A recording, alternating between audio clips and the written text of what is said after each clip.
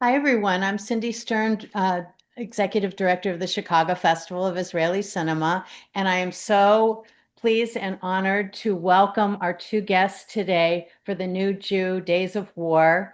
Moshe Samuels, who is a truly amazing director, producer, and visionary, and bridge builder with a rare bicultural fluency between there, which is Israel, and here, the US. And Guri Alfi, soon to celebrate his 49th birthday. Hey, Mazal tov, Mazal tov, oh, Guri. thank you so much. With a gem from Ramadan. Imagine that. Okay. He is a writer, director, screenwriter, producer, stand-up comedian, regular comedian, voice actor, and TV host. Our audiences have known him before, the new Jew, of course, in Avi Nesher's The Secrets, with an all-star cast, and Mm. Aaron Rickless is the human resources manager. Um, and both of these films were shown at the festivals, I might add. So welcome to you both and Shana Tova. I can Shana say Tova. that even though this will air after October 26th, it's still a new year. So welcome. Yes. Thank you for having us, Cindy. Oh my, our pleasure. Um, Moshe, let's start with you. Can you describe how this, and please feel free to chime in, Guri, and vice versa whenever I ask a question. Sure. But I thought I'd start with you, Moshe. Can you describe how the sequel came about and the incredible logistics in putting it together?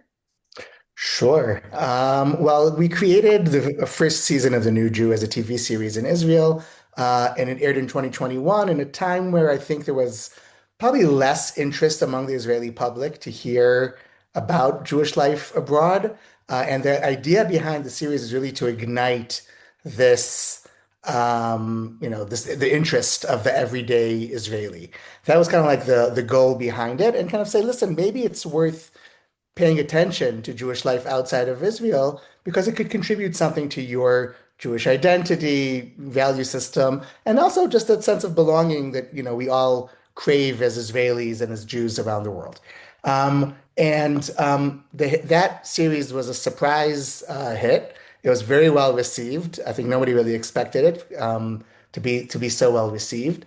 And so we were starting to think about how do we expose Israelis to Jewish life all over the world. And we're actually thinking of creating a follow-up to the series that talks about Jewish life currently in Eastern and Central Europe, where there's a really interesting Jewish revival there, post-communism and post-World War II, post-Holocaust.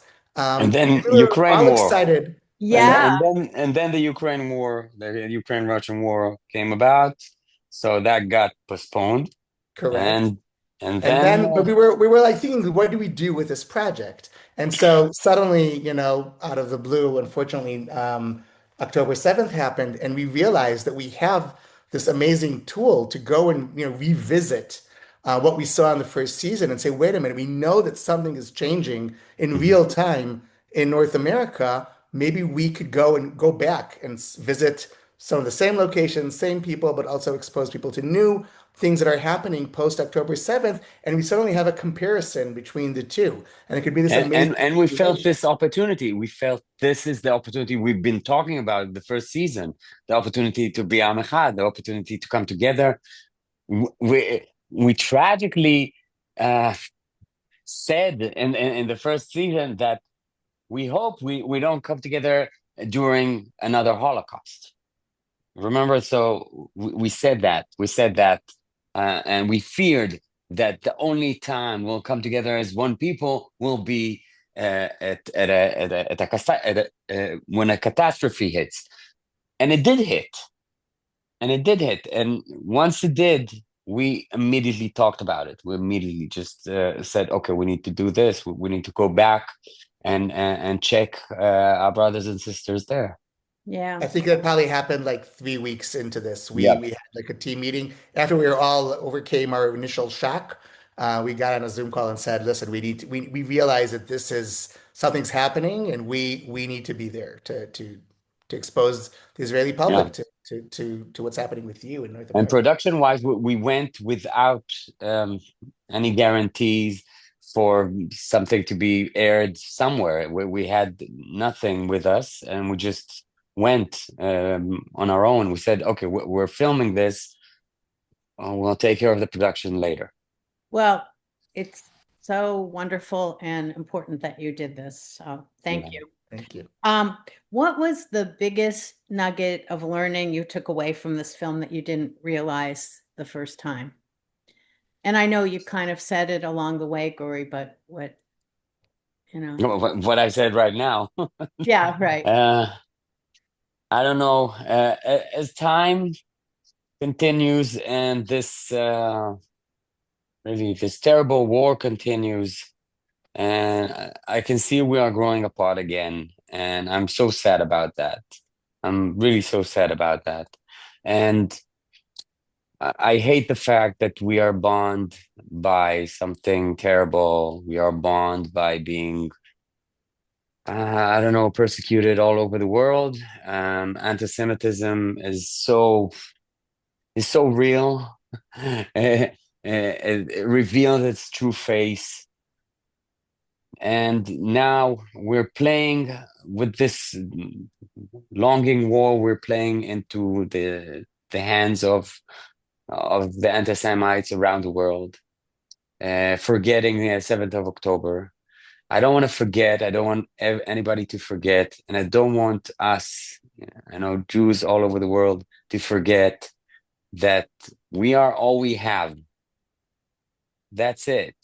And we have to be strong. We have to be together. We have to be self-loving Jews all over the world. And this is the time. We have many opinions about everything, and it's okay. We can be lefties, we could be right wing, we could be Republican, we could be anything. It's okay. But remember, we are really, really on our own. We feel comfortable everywhere, and then it hits. I'm sorry to be this guy, but I can feel it here. I can feel it everywhere. Israel is just an excuse for hating Jews around the world. I'm That's sorry. right. Is that why you think the vitriol ramped up so quickly after Yeah, October 7th? Just it because was it was bubbling under it, the surface, it was right? planned. It was replanned. I mean, I know everywhere, all over we were there at Columbia and Harvard, and we talked to people that, it can't be not planned. Just putting up all those 36. How was it with the Shabbos? Remember, Moshe? What, the fact that things took place literally that night, Yes, the and it was, October 7th. it was really carefully planned Yeah. against Jews on campus. And I know Moshe thinks, has a different approach. I do So have a different approach. I I know, don't I want to know, be I that know, person. I don't want to be I know, I know.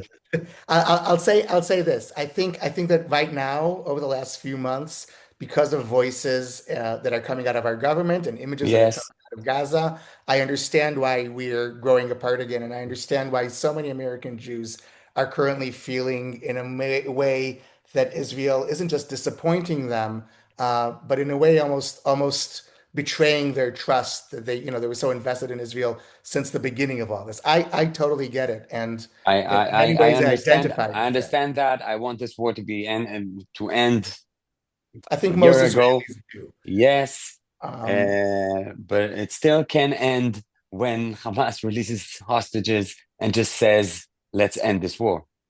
but I'll also say that I think that what took place on October 7th is stronger than this Yeah, current what's we're feeling currently. I think yeah, the fact that so many American Jews and Israelis, by the way, at the same time, and I think Jews all over the world felt a need for returning to their tribe, returning yeah. to their particularistic Judaism, right? Seeking community, seeking tradition, seeking belonging.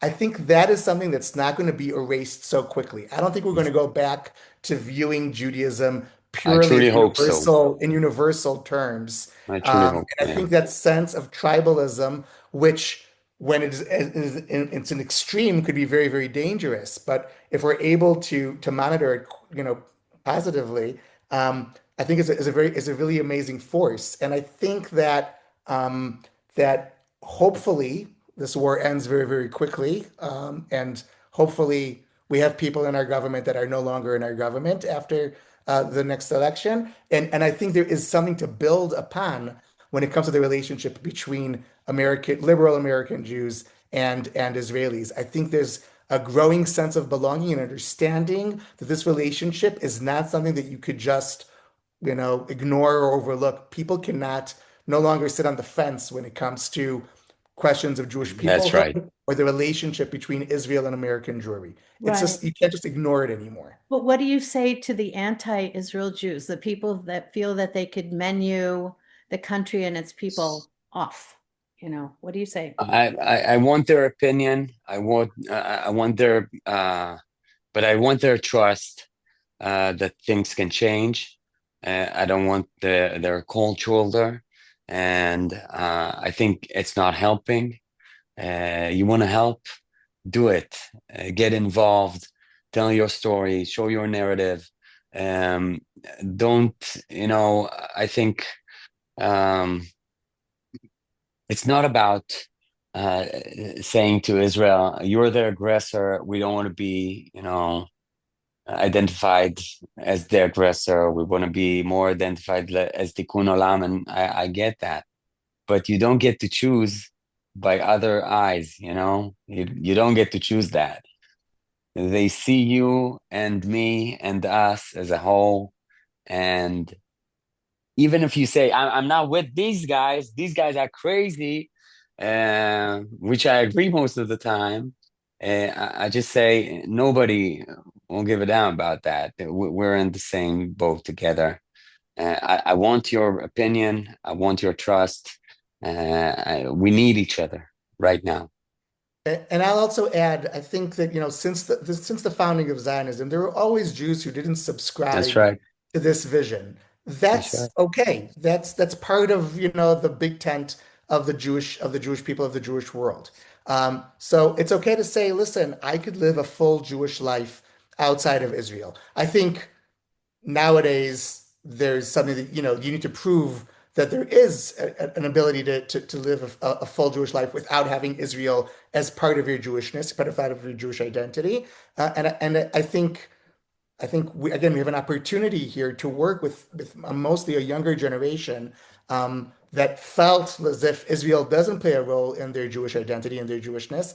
And I think now are re-examining that. I think that interview that we have in the movie, with an If Not Now activist, Yeah. I think there's a lot. It was, first of all, I think it was held with a lot of compassion and really curiosity to understand that voice. I think That's Guri is right. very sincere when he says, "I want to hear your voice." Yeah. Um, but also, I think it was a moment of realization for Yinon, which is being interviewed, saying, actually, I need to revisit also my relationship with Israel.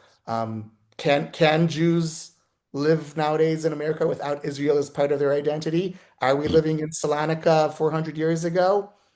And what happened to Salonika just 80 years ago? Yeah. Yeah. So, given the great diversity of opinion and lifestyle and everything like that, what do you think is the glue that holds us together as a people? We have a story to That tell. This is million our, dollar. sorry. Go ahead. Well, I think we have a story to tell. We've been carrying this story for a long time. Jews have been reading and writing for more than 4,000 years. I think it kept us, this text kept us bound together all over the world during 2,000 years of Gola. Um, I think this is it. It's not.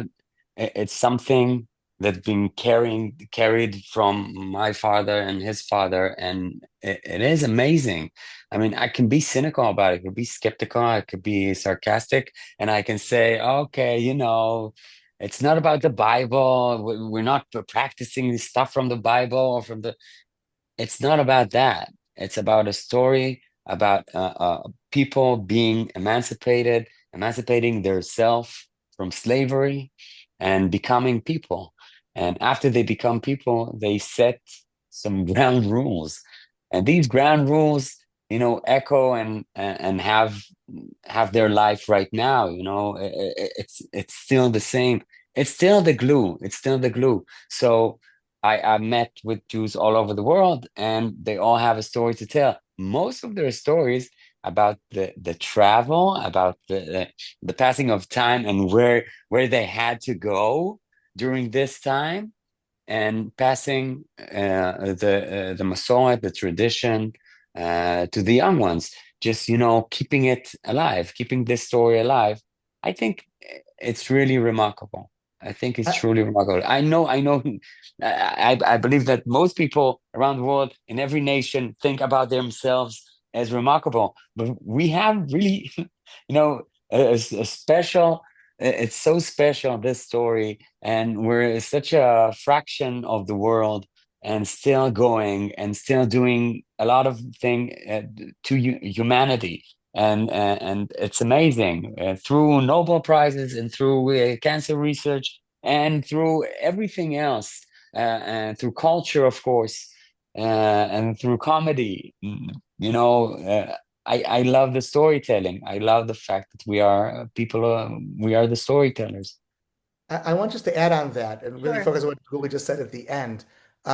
Because we've been around for so many years, right? Yes. You Yeah. might think that, okay, it's kind of like a given. There's this Jewish continuity that just happens. Mm. It doesn't just happen. People need to work at it. It's Yeah. hard work to sustain a people for 4,000 years. They need And to I choose. think the Yeah. fact that within our families, our parents work in giving us that Jewish identity and that sense of belonging.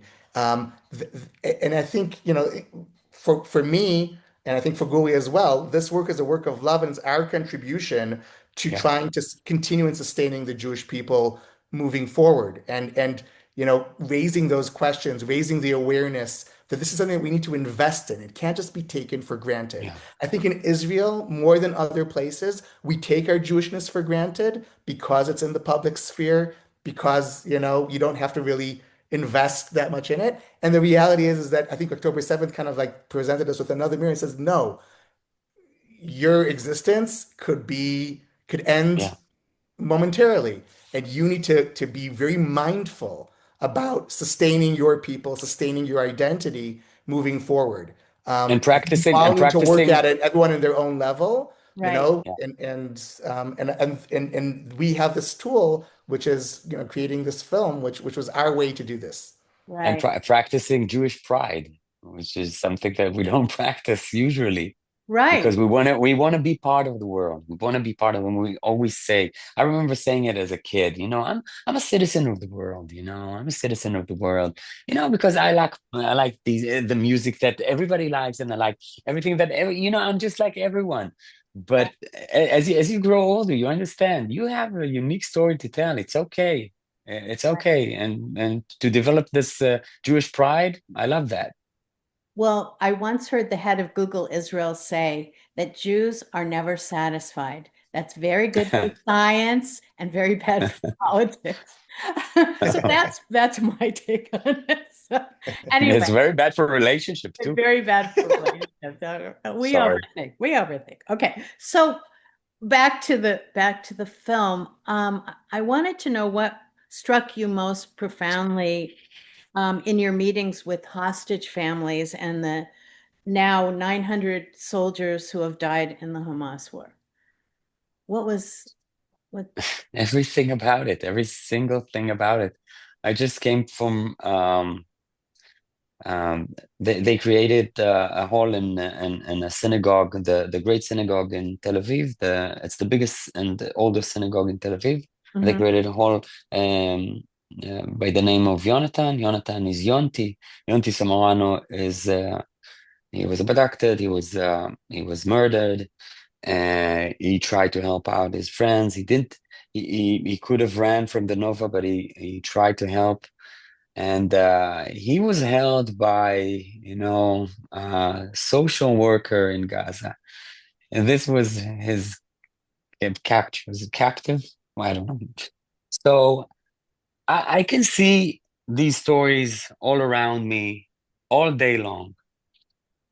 I I never stop crying. I never stop being so emotionally involved with these families, with the soldiers, and just everything about it still hurts. It's an open cut. We need to end this. We need to recover from it. We need retrospective. Now we're just in it. In Yeah. the context of the film, I'll also just add that we wanted to show the Israeli public when we created this that this is not just an Israeli issue. Yeah, This is a Jewish issue, and that actually October 7th impacted American Jews on the ground. Like there are people who are taking hostage who are American Jews, who are Jews from other places around the world.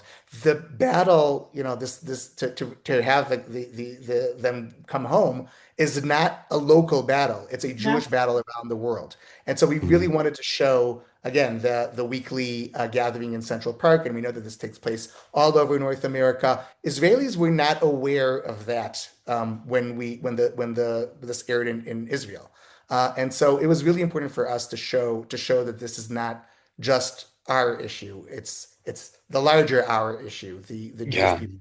right. It Then is really when we did this, we didn't know what was Neutra's you know fate. sad Exactly. ending. Well, it didn't end Unfortunately, not yet an ending because yet. yeah, Hasn't it's not ended an yet, ending. which is It even has sadder. to, which is terrible. And this family is amazing, and the support of the American people, non-Jews, amazing, amazing. Just to see, it was really emotional being with this family. Still is, Well, also with four daughters of your own, uh, yeah, Rose's story was also yeah, probably. honest. Yeah, I mean, straight to the this heart. whole thing is so personal. I mean, you can't help but get emotionally involved. We have in Chicago the family of Hirsch Goldberg Pullen. So Yeah. it's anyway, go ahead. You were No, no, talking I about think Rose. you're saying that this is it. It's hard. It's so sad. These stories are hard, but we need to tell this story. We need to tell Rose's story. Rose's story is an amazing story, really amazing. If we could, we've put 2 hours of the film in it because it's just amazing. And this family that gave away the daughter just to come here to serve. And nobody nobody should have this kind of ending. It's terrible. No, And I salute this family, this father. And Rose was really got into my heart and to everybody here. And we saw it. We saw yeah, it when we saw people reacting to these stories that we brought. It was great to see the bond and the understanding of what these people have sacrificed. It's terrible. well, both Rose and Omer were so full Yeah. of life, that it makes it even more tragic. You have to be a real character to come here alone and do this. You have to be a real character. I mean, this is the only way. You cannot be, like a shy person. Not, no, no. You have to be an amazing person, and that's their stories. You can see it. Yeah. Anyway, well, um, there's so much that we could talk about, but I know, I know, I know. I just wanted, I wanted to hear your predictions about what you think will happen in the next year. I have Talk about a loaded question. nothing I can say. Moshe, save me. This is why I need an editor at all times. I think, Moshe, I know you're maybe more optimistic than I am. Um, I'm trying. I'm trying hard, to be this guy that says everything will turn out for the best. You'll see, really, and you can see, but when you zoom out and you say, okay, there's a chance for peace with Lebanon, chance for peace with Syria, chance for peace with Saudi Arabia. There's a chance to change the entire Middle East. There's a chance, but I think that we're still at war, and we will be at war for the next year. And I'm so sad just hearing myself say that. But I hope for the long run, we will end this thing called Hamas. We will end this terrorist at our borders. We will end the fact that children are fearing for their life by missiles and by terrorist attacks. And maybe this is the sacrifice that we are all doing right now. Maybe this is it. I hope so. I hope this is the last war. I don't have any geopolitical predictions. That's not my strength. But I'll say this: I think I'm not just more optimistic than Guri. I think again we need to work at it. If you want to have a better future, we need to work on it. And I fear that people are exhausted from what's going on and are not willing to make the effort to fight for not giving up on I hope people in America are not giving up on Israel. I hope they're not. I hope that they're not giving up on a younger generation that might feel a little, maybe disappointed with Israel right now or disconnected. We can't afford to give up right now. Again, we need to work at sustaining our people, our identity, our tribe. And I think again, Judaism survived and thrived because everyone understood that they need to contribute to this effort. Um, and I hope, again, I think unfortunately there are people in power that want to exhaust us in a way. And I think we don't have that privilege. We all, on both sides of the ocean, here in Israel and you in North America, need to fight for this relationship. Um, and I'm optimistic because if I look back at history, um, people understood that and people did not give up in the hardest times for people. And I believe that there are enough people right now that have influence, people like Guri, who don't give up on this relationship. And so I'm Thank you. optimistic Thank you. because of that. Yeah. And just remember, if you don't help Israel, we'll come and stay at your place. So help us. You're always welcome. Yes. Anyway, thank you guys so much for being with us today and the Hatzlacha in the Thank future. you. And we hope to see you again. And um, thank you for making this amazing film. So Thank you. that's